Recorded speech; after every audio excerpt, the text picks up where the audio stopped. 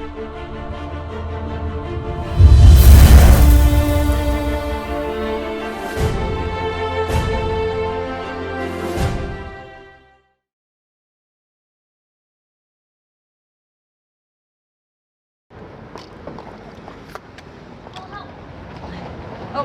yeah, right. Trump's pissed. Why? He was up all night tweeting. Crap. Yeah. Really? Uh-huh.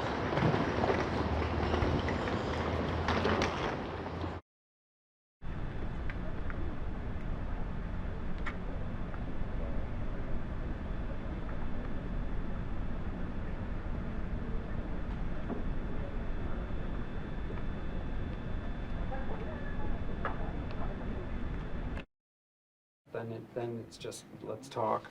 You know, it's hi, oh, you're, let's, oh, you know what? I want to talk to you, and then, but it's just another way of going at it. So I was again I was stumbling a little bit over the timing about that other line, so that led me to that possibility. I was also wondering about that. You know, I always find it so interesting who history chooses to do something important.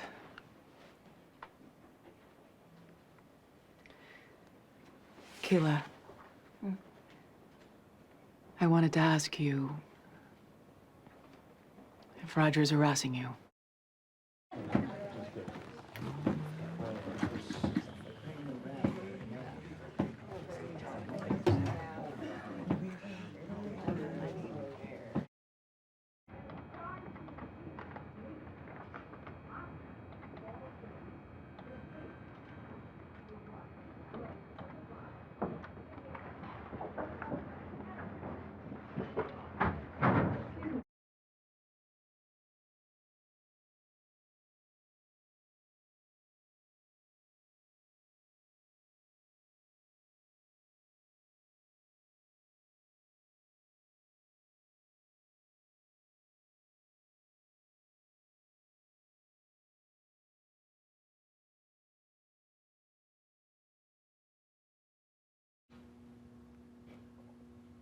Will you talk? Megyn? I don't know, Gil. Going on the record, Jesus, that's basically admitting you're the weak one in the herd. No, it's admitting you're the hot one. It has nothing to do with that. Say women.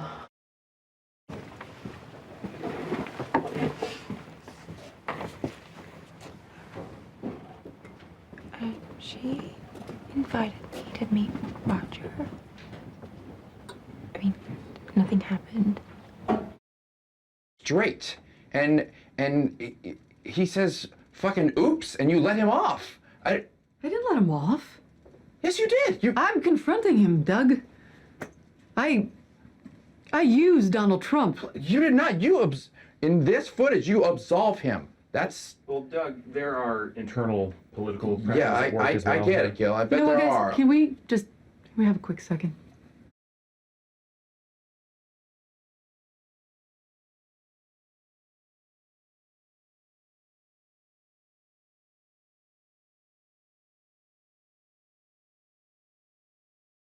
You don't know. Good, yeah, great. Yeah, okay. Thank you. Let's close the plug now. But I mean, of Let's all just things, close this the plug. Okay, sorry. Iowa football player. He's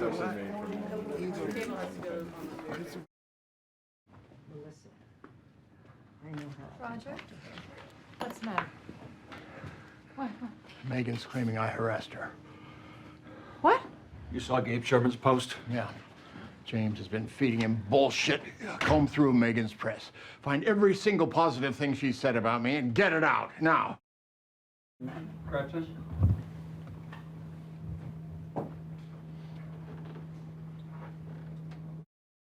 Producers have base camps here on 17 and 18, often decorated with viewer art.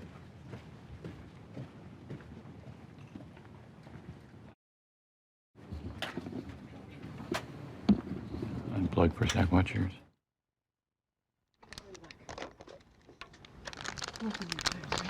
Oh.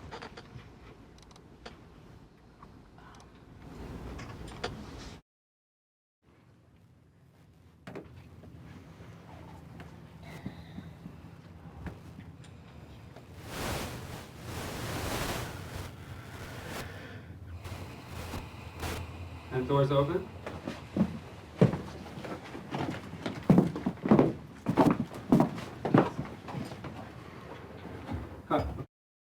Look, you can get a job anywhere, but we can't, okay? And no offense, but who are you gonna be? You don't get to play for both teams. Yes, we just didn't see them in this. Okay, great. Just make it that they all. Yes. Because I'll be framed for that now, or it's like. They will. Okay. Well, yeah, you will. Bald, Christ, they call me Jabba the Hutt. Hemophilia swells my joints. Can't exercise. I feel fine, but I look like shit. I feel the opposite of how I feel. Do I let it affect me? No, I do not. Cut. Good take. That's a cut, That's a good one.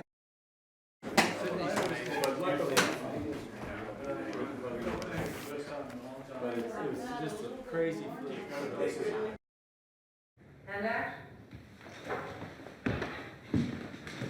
Boys. Oh, hey. Hey. Come on.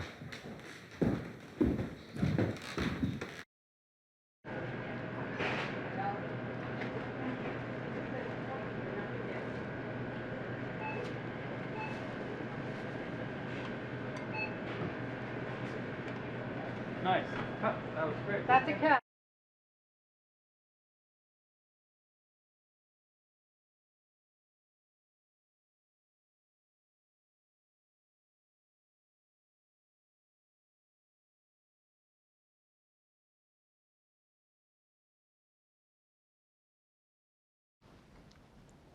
Whoa.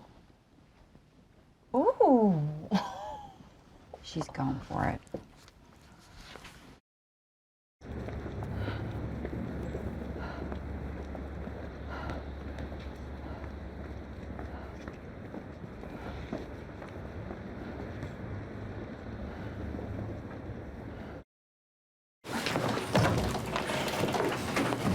Yes.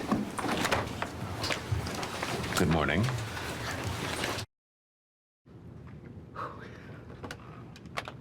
Hello. Megyn Kelly has no comment. She's traveling to Cleveland for the Republican convention, remember? The world is a bad place. People are lazy morons. Minorities are criminals. Sex is sick but interesting. Okay? Okay. Just ask yourself, what would scare my grandmother or piss off my grandfather? To begin, half of this is what you already owe him for last year's bonus. And we're paying it. And paying the rest of his contract. Consider yourself lucky. It's a contractual obligation. Realized, I don't want to see it become some damn political football. In that spirit, I need to ask, will an investigation find anything, well, uncomfortable? Define uncomfortable. See you ladies later then. Bye. Roger's ready for you, Kayla?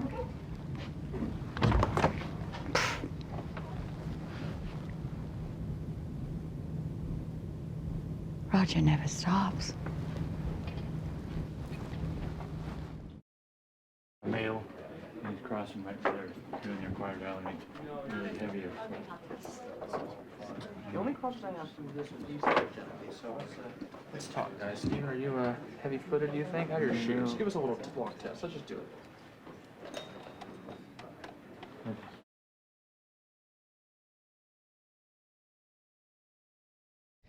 So I was sent the script through my company, Denver and Delilah. They were really hoping we would produce it and that maybe I should consider playing Megyn Kelly. The first part to that was really a no-brainer for us. I mean, it was just instantly, we just knew that the script written by Charles Randolph was spectacular. We were expecting something good, something great, and the script just so surpassed that. It's really just a well-written script, very timely, the subject matter. So, and just a great opportunity for a lot of talented women to come together and tell an important story. So all of those things were really exciting. And then, you know, I had to finally like sit down with myself and think, how could I even wrap my head around, you know, playing this woman that's incredibly well known, has a very specific sound to her, look to her. She's controversial. She's complex. Jay Roach, our filmmaker who ended up directing this, and also our producer, he was really the one that kind of like, he gave me that extra little push just over the end line. I trust him immensely. He's a friend of mine. I think he has incredible creative taste. I love his work. But I think more than anything, I felt incredibly safe with him. And I felt like if he was at the helm of this, that I would push myself in a way where it was maybe more risky, but with him, I would feel safe to do that. Today, I think we look at these stories and we see how universal they are, because we're hearing more about them. And the conversation is, it's in the news. People are talking about it. And how nice to go back to the people who actually catapulted us into this, because really this was the first of its kind. It was a year and maybe a half later, it was Harvey Weinstein. So this was the precipice of it, and it was a really important moment. And to have all of this noise around it is really great. You know, it's undeniable. It's a story that people cannot ignore anymore. And then how do you do that in a way where you can go and watch it in a theater and enjoy yourself? Be devastated, be angry, be mad, but also laugh at the absurdity that this is even happening. Nicole Kidman plays Gretchen Carlson and was just unbelievable. And her commitment and her hard work and just how much she wanted to support this film just blew me away. And you know, there was a time when we had to maybe even push the film, and I called her and I was dreading this phone call of saying like, are you gonna just leave? And she's like, I'm not leaving you, Charlize. I'm right behind you, I have your back. And that was incredibly moving to have that kind of support from women. And when he initially brought him up, I had this moment where I went, that is so wrong, that is so right. It was just so out of the box casting, and Jay is so good at that. And instantly we all just went, we would have never come up with that, but that is brilliant. Because ultimately, you want an actor to be able to, first of all, step into a story that's not focused on him, but really focused on the female perspective, and that already is a heart feat. So to get a guy who has the kind of heart and soul and this kindness and generosity that John Lithgow has is already like 50% of it, right? And we knew that he would come and support all of that. But outside of that, he was just a great Ailes. Like once he got into hair and makeup and came out, and the amount of research he did, and this angle that he came from, yet again, that I was so proud of. You know, he never shied away from the fact that this guy, Roger Ailes, was incredibly charismatic and that people loved him. We shot the elevator scene, I would say, in the middle of the film, of shooting, maybe a little bit more towards the end. And so by then, I think all of us, all three of us, Margot and Nicole and I, had a little bit more of a foothold on what we were doing, and I think we felt a little bit more confident. And so I think that moment where we're all three in the elevator and how much we're communicating without really saying anything, I think Nicole says 3 words in the elevator. I don't know how strong that would have been if we had scheduled that earlier in the film. I think there was something that was just kismet, it was serendipitous that we had that much shooting to be able to just fully stand in our characters and have that be the story and have that telegraph as much as it did. But it also is just, it says so much about Margot and Nicole. That's just, they are powerhouses, and I was just literally trying to keep up. Because when you work with that level of actor, you got to bring your A game. The bar is set pretty high.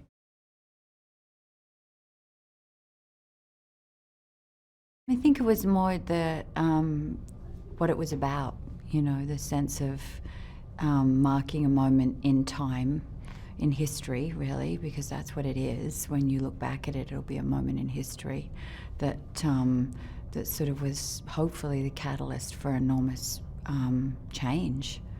And the storytelling was so strong, and that it was told from the female point of view of, and I think, you know, the way it's entertaining, but it's still very, very hard-hitting. That was really appealing. You have woven in these other stories, and then you have the Kayla character, who's obviously a fictionalized character, and you really, I think, viscerally feel through both Megyn and through Kayla the abuse. I think with Gretchen, you don't get to see her actually in the room with Ailes and what's going on as much. So therefore, you see her when what she's up against and what she's trying to change and what she's trying to, what she considers is her right. And that's powerful, I hope.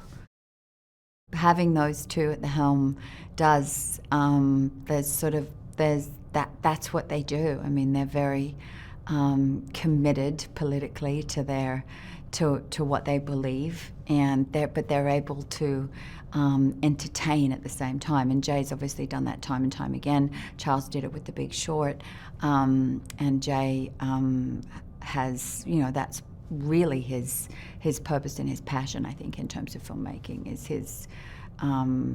his desire for justice. This film, I think, is probably, you know, deeply disturbing when you watch it, whether you're a male or a female.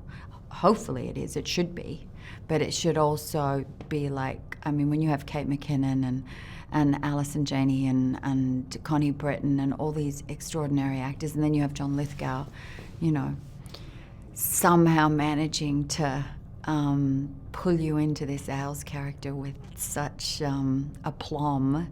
I mean, you really go, wow, he's such an extraordinary addition to the cast.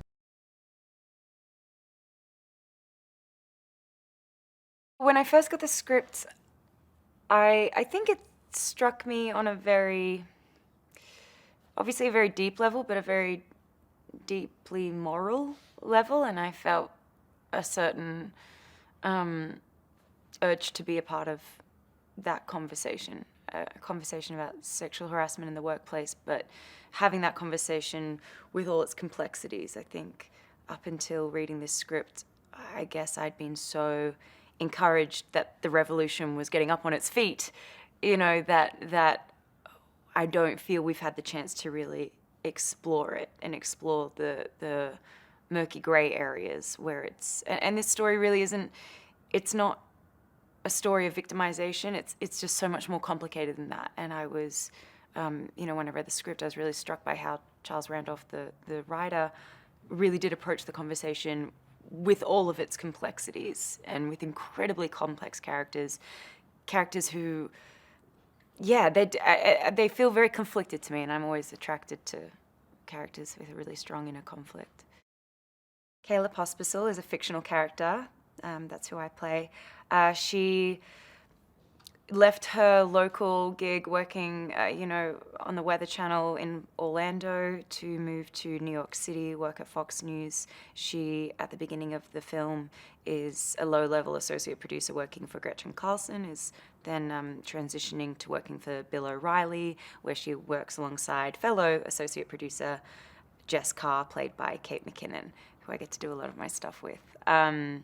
So yeah, she's a young, she's a millennial, an evangelical millennial, which was great. I loved that about her, and I think it was quite special to read a Christian character who isn't being made fun of, a young one. I feel like they're not really represented in pop culture. Evangelical millennials aren't really represented in pop culture in a authentic way, I feel. I feel like it's, if they're ever a part of a project, it's for comic relief. They're playing, you know, super naive or super eager. They're kind of mocking them, and you know, that wasn't Charles's approach with Kayla. Nicole Kidman plays Gretchen Carlson, Charlize Theron plays Megyn Kelly, and I play Kayla, a fictional character. And they are three very different women, and I think it would be oversimplifying it to categorize their experiences past, present, and future explorations of the central theme of the film. But what I do think we see how the story differentiates their experiences. I think Gretchen, Nicole's character, is kind of like our moral center of the story. It's her choice that propels the story. I think Megyn is our narrative center. She's our guide throughout the story. And I think Kayla is meant to be the emotional center and the person through which you live through the harassment and its effects. I think all three are crucial to the story. I think it's not so easy to categorize these things and put them into boxes, but I think Gretchen's more kind of gender bullying. Megyn's harassment was something that she kind of went through, came out the other side, and came out even stronger. And Kayla's, experiencing in real time with the audience. The audience is experiencing it with her. So it's hard to fit them neatly into what they are, but that's the best I could do, I suppose. I look up to Charlize already as an actress and a producer, watching another badass actress, badass producer do her thing and getting to see it firsthand now. It's just wicked. It's so cool, and I'm so happy because she's a real producer. It is not a vanity title. She is there. She's on set on days when she doesn't need to be on set, on days when she's not working. Obviously, I'm not privy to the pre-production schedule, and I won't be privy to the post-production schedule. But for main production, she is there, and that part of it I get to witness. And you can tell that she's been ingrained in this process from the beginning. You can tell that she's, approach this project with the level of dedication that I feel that Charles and Jay and everyone on the project really has. I don't think you take on a subject like this lightly, and Charlize certainly hasn't. You can see the work. My first day of acting, I actually got to do a scene with both John and Nicole. And seeing Nicole's Gretchen, I was interested to see what that was going to be like, because the whole point of Gretchen at this moment in the script is that she is, becoming unwatchable to viewers. Yet you've got Nicole, the most watchable actress, playing her. And I was like, how is she going to find that balance? How does she stay true to the character and also make it a character worth spending time with? And then she starts acting, and you're like, well, that's why she's Nicole Kidman. That was incredible. She has this X factor, Same with Charlize. They just have a presence. They have that thing that makes you lean in as an audience member.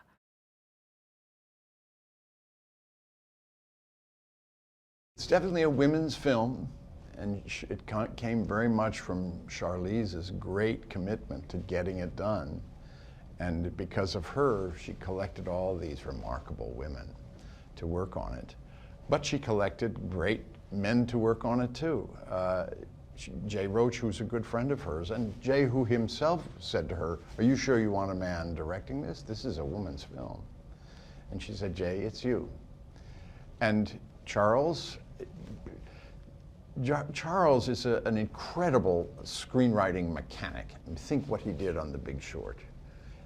Nobody, with the possible exception of Michael Lewis himself, has done such a great job at explaining the incredibly complicated dynamics of the financial crisis of 2008. Charles just did it and made it so entertaining, so funny, so horrific, and so clear. It's just, that's what this movie absolutely required. I play Roger Ailes, the co-creator, if you can name a creator of Fox News, it was Roger.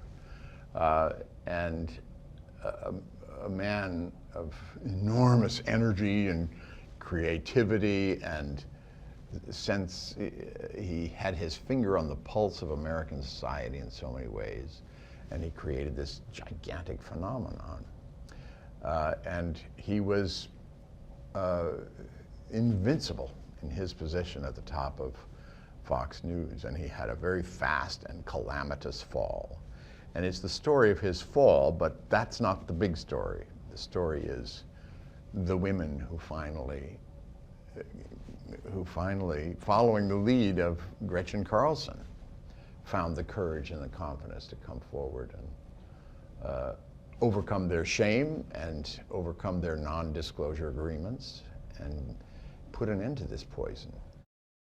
This was the best ensemble I've ever worked with in a film, and the breadth of it, the number of people.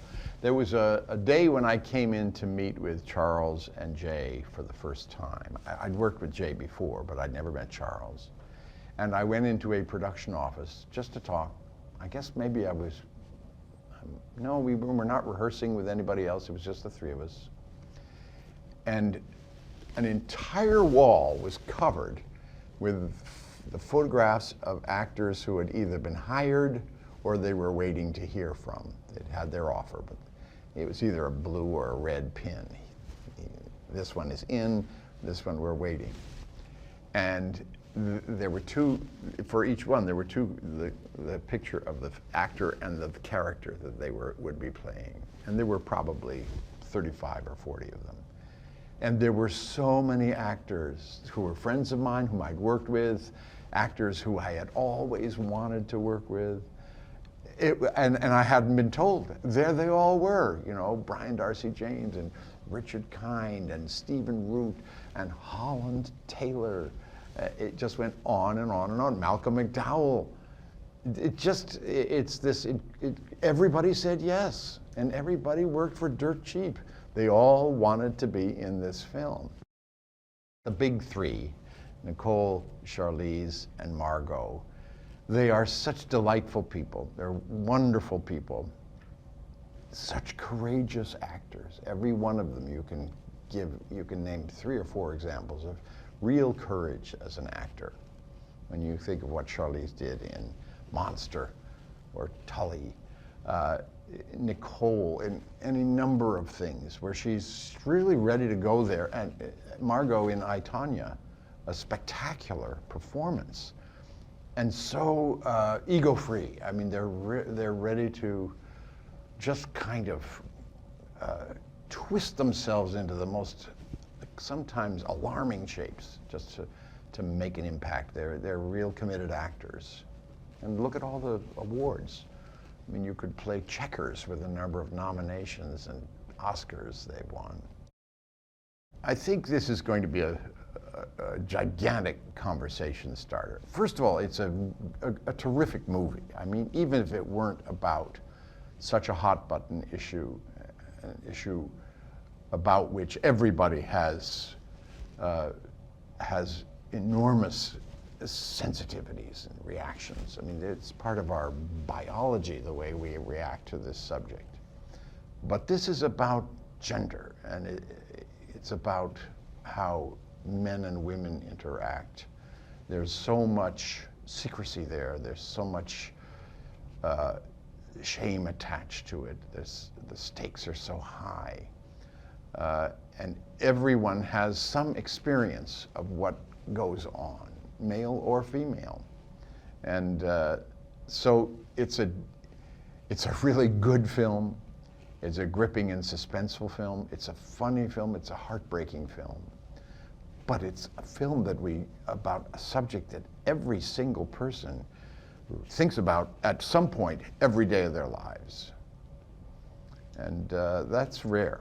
That's really rare.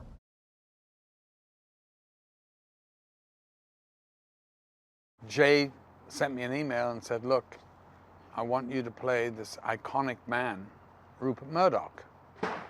So I laughed because, you know, Rupert Murdoch's quite somebody that, you know, is one of the titans.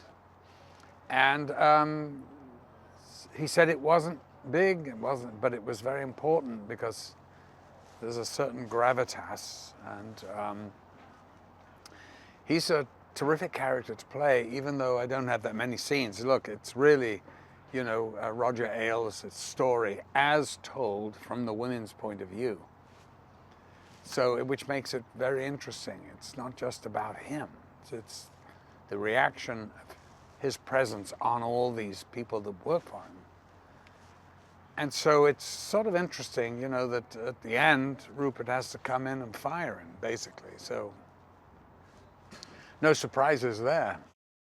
Of course, I had to work on the accent, you know, and they put this incredible chin. So that was fabulous, and that really did help. It sort of gave him a gravitas, you know. So that was fantastic, and we just went from there. There's a lot of the cast are playing living people, you know, and very recognizable people. And so it's kind of cool, and I've never really used prosthetics in a big way before. I did years ago in a horror movie called Cat People, but I used a bit then, but I don't usually get cast in these roles. So I'm really happy to do it because it sort of does the acting for you. Where we are is really, I come in at the end of the story when really he's being sued. Roger Ailes is being sued, and it's obvious that he's going to have to go because public opinion is such that they will, with the Me Too movement, they will not stand anymore for this kind of shenanigans. And there's no way you can talk your way out of it this time. So Rupert Murdoch is not a predator in that way. But I think they were very good friends, and I think, you know, Rupert was very grateful to him. He did an incredible job at Fox, made it into one of the most successful news programs of stations anywhere in the world, and it was pretty amazing. So, you know, I have to come in basically at the end to fire him and make a settlement and move on. And so that's basically, you know, what I have to do in this piece. It's a well-intentioned movie, but it's not pious. It doesn't speak down to people. It is what it is. And that's Charles's great writing. And also, I think Jay's take on it too, his vision of it. You know, it's always real, always real. So the humor has been written there. So, you know, and that's great. It's very funny in places.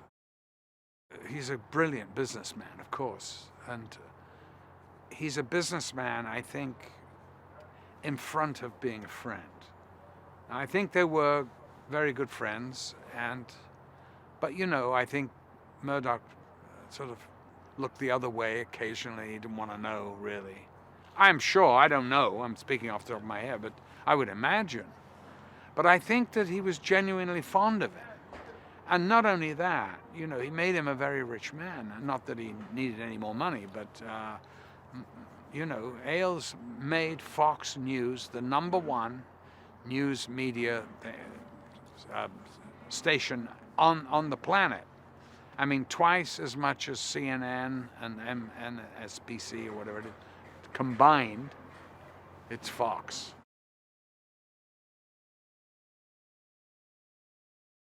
My character's name is Jess Carr.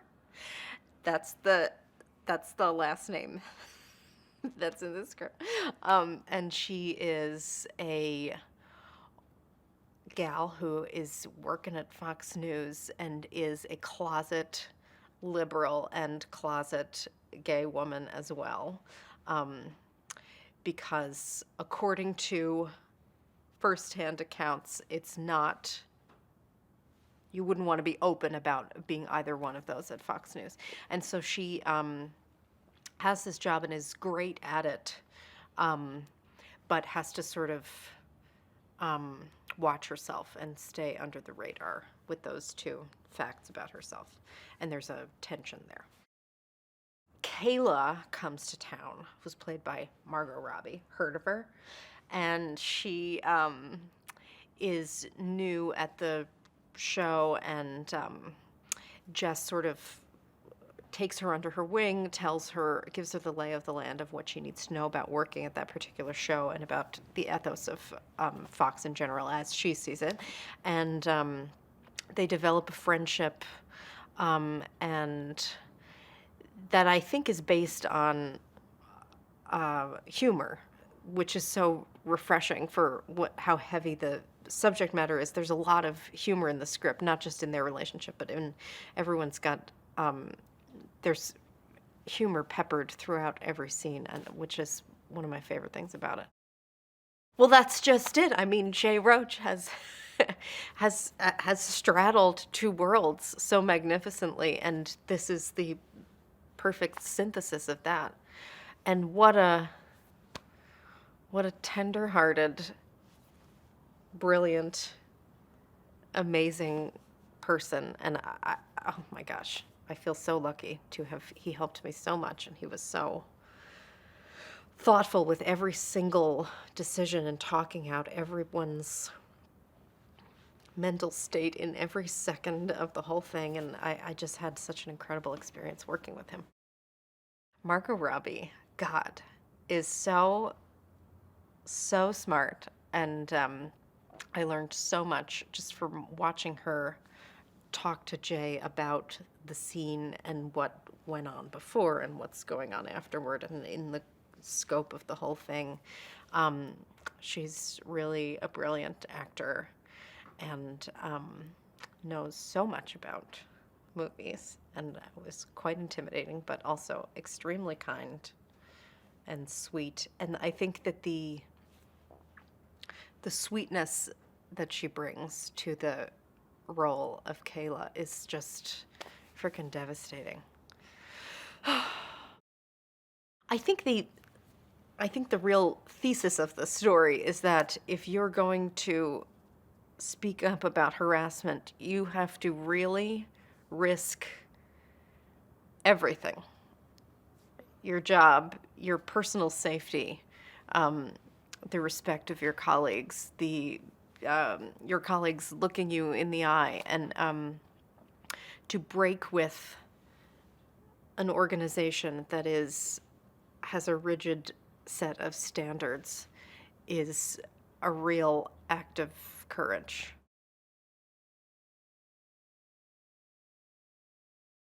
Every one of the actors in our movie were dream casting opportunities, every single one. We got, I mean, when you have the three main leads, it's incredible, you know, Margot and Charlize and Nicole. But we also had Kate McKinnon and ALLISON JANNEY and Connie Britton and Mark Duplass and Rob Delaney, and the list, Malcolm McDowell shows up, you know, at the end. I mean, it's just out of control, the cast we had.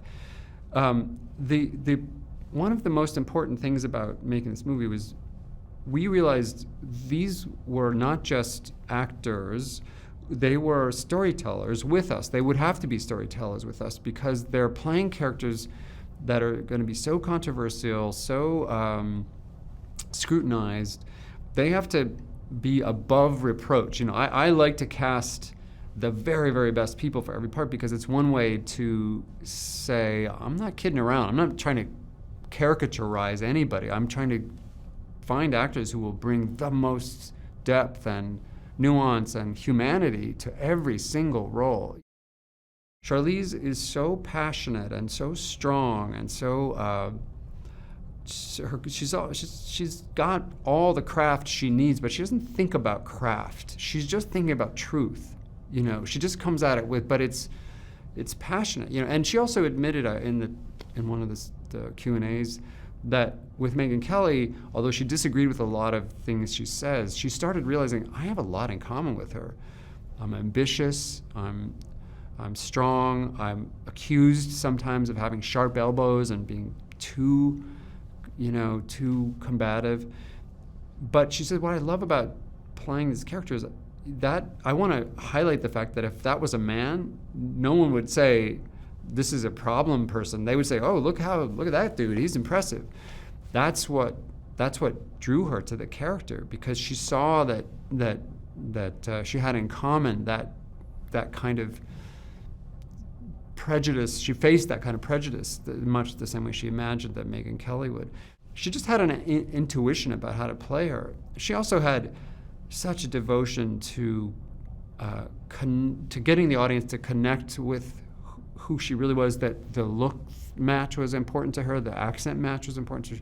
She was willing to give up many, many, many hours of sleep to get there hours before we were scheduled to shoot every day and put on all that, the prosthetics. I mean, she was willing to put herself through a pretty amazing ordeal to transform. I was worried about that. I said to her, look, Charlize, you don't really need to do anything. You can evoke her just with pure performance, because there's enough of a physical match. People aren't really going to be thinking about the differences. And she said, I need to see myself in the mirror and not recognize myself, so that when I have this voice coming out of this face, it's not my face. It's Megyn Kelly's face. When I started talking to Nicole about this, she recognized a flaw in the script, which was based on the fact that we really couldn't learn much about Gretchen Carlson's story because she wasn't allowed to talk about it. And her thing, she's like, I don't need more screen time, but I think you're going to be worrying after you see your movie that you don't have enough to help us connect with Gretchen Carlson.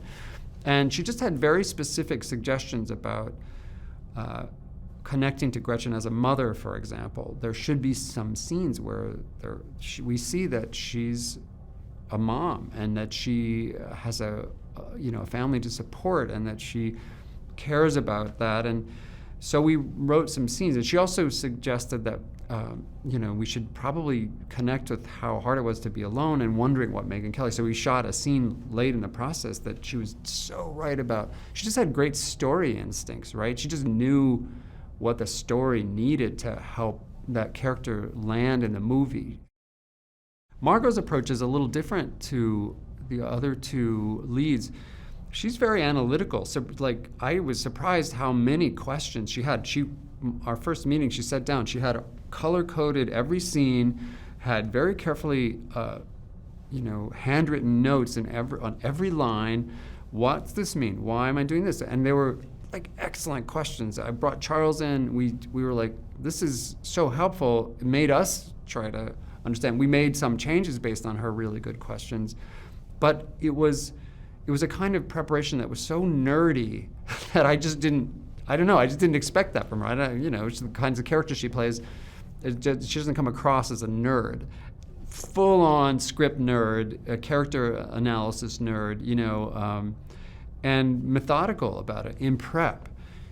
When she gets on the set, she's got so much preparation and so many of her questions answered and so many she told me last night she had a whole future for Kayla in mind that she had mapped out about her sexuality, her career, into her 60s.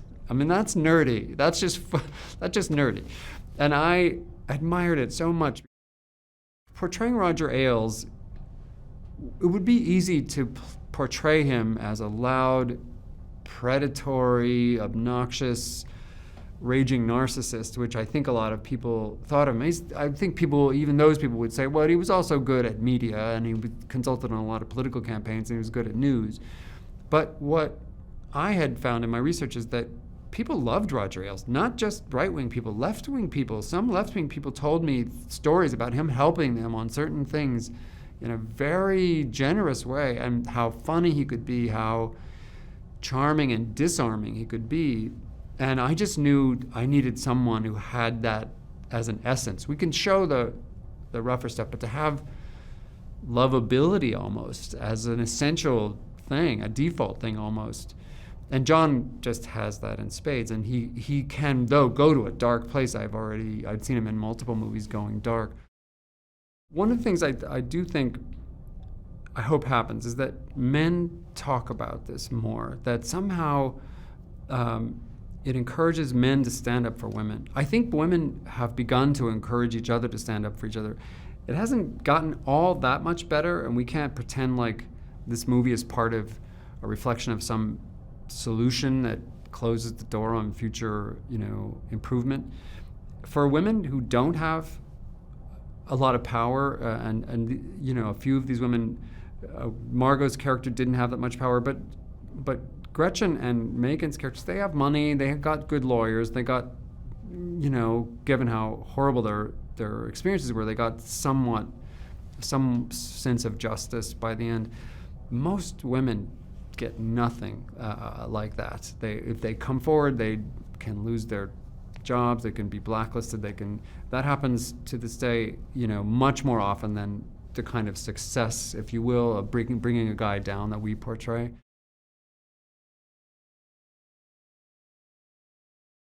I play Megyn's research assistant, Julia, and she's kind of like neurotic and young and like new to the scene of news. So I think she's like way in over her head when all of this starts going down. Throughout this movie, like we have several scenes that we're reacting to Trump, if I may utter his name, and like we're reading his tweets out loud. You know, we're watching live newscasts of things he's actually said, and it's so jarring to revisit and to imagine being so close to it is just unbelievable. Jay he has the best of both worlds because he's incredibly smart and he knows what he's doing and he knows exactly what each movement that all of the actors and camera people make says about the politics and the relationships between the characters means. But he also is just like so fun and lighthearted and like he's constantly willing to try things and like encouraging us to, you know, take risks. And like the style of the camera work there's such a sense of fun in everything we do. Charlize Theron plays Megyn Kelly, and she is incredible. And if Charlize didn't have all of the power already just being Charlize, she doubled downs on it with Megyn. And like when we're on set together, like you can tell it's like these two powerful women converging in one body. And after the first scene that I did, or it was like the second scene that I did with her at the diner, and she's made an active choice to intimidate me. And I told her afterwards, I was like, "You are absolutely terrifying." And she was like, "Oh, sweetie, I'm so sorry." And I was like, "No, I love it." Charlize is such a boss. Like,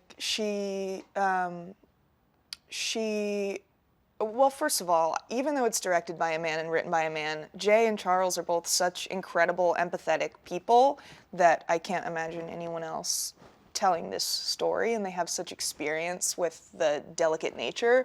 But Charlize brings an angle that is just such a powerful femininity, but also just such a powerful presence. I mean, she knows exactly what she's doing, and she has so many ideas, and she's willing to try things. And after scenes, she's constantly checking in and like making sure that, you know, that we got it and that all of it's believable. And so there's a real like, the quality of the work on set is, the standards are just so high.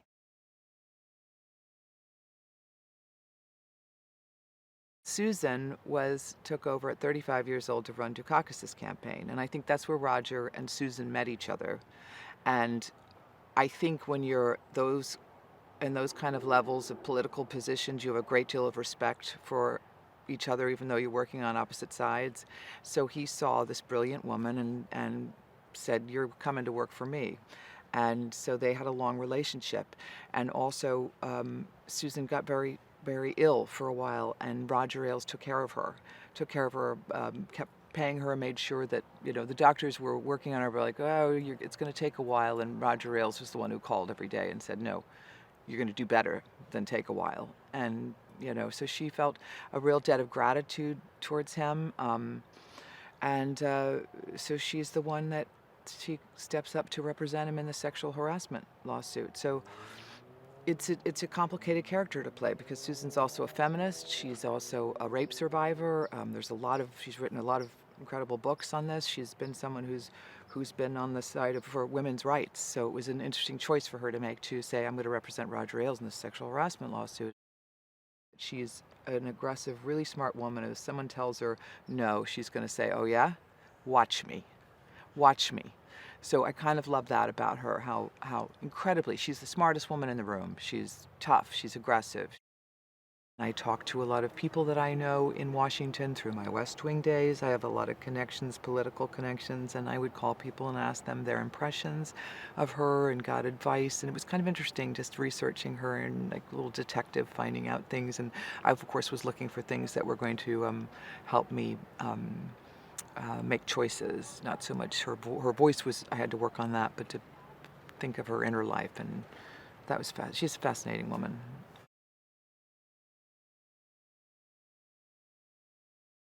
There's a complex story here about Megyn Kelly, and I think the thing that really stuck with me the most is you sort of have some accidental feminism at work here, which is Megyn Kelly is a woman who does not identify as a feminist and in fact has a lot of issues with the feminist movement, but at the same time finds herself fighting for women's rights and struggles with the various and sundry powerful men in her life, and I think that there's a really interesting unlikely hero story inside of there. What's interesting about the relationship between Doug and Megyn is that I think that, you know, the research that the filmmakers did, which was quite a bit, you know, says they really are a good couple. You know, they're communicative, they're pretty emotionally aware, there's a lot of love there between them, you know, it's fun for me because I think that if this were the 1980s, I think that the Doug Brunt role would be the wife role in the movie, and now we get to have such a really great, powerful female protagonist. And Doug Brunt really is that sort of supportive husband who's, you know, trying to be there for her and be an extra two legs for her while she's, you know, threatening to be toppled. Jay Roach is a really great directing choice for this film, I think, because he has such a strong comedic background and he's also such a deeply sensitive and sweet human being. You don't often find a filmmaker like that telling a political story. So I think it really provides a nice balance of, you know, a quite dramatic political film, but that also has a warmth to it, and also has a really good sense of humor, you know, as evidenced by, you know, the countless comedians that he's actually cast in the film. It's certainly important that Charlize is a producer and a real creative force on this film, you know. She's really risen to become one of our not only great actresses, but great producing talents as well. And I think that was really important for me, certainly, to feel like there was going to be a strong female voice in the driver's seat along with the filmmakers to not only add that authenticity, but just that perspective. There's a lot to be said about Roger Ailes, and I think that there are some people who will say he did a lot of horrific things, but he also did a lot of nice things. He promoted people. He was good at giving bonuses. He made a lot of careers for even women, and certainly he is a complex character in that regard. But you know, a lot of our world's monsters these days have become that. I mean, Harvey Weinstein gave so much money to charities you couldn't imagine, and he was quote unquote helpful in that regard. So, you know, while Roger Ailes is certainly the villain, there's definitely you know, other sides to the story that people, you know, wanted to point out. FuturePreviews.com. Whoa! Go behind the scenes of movies. Subscribe to Future Flicks YouTube channel.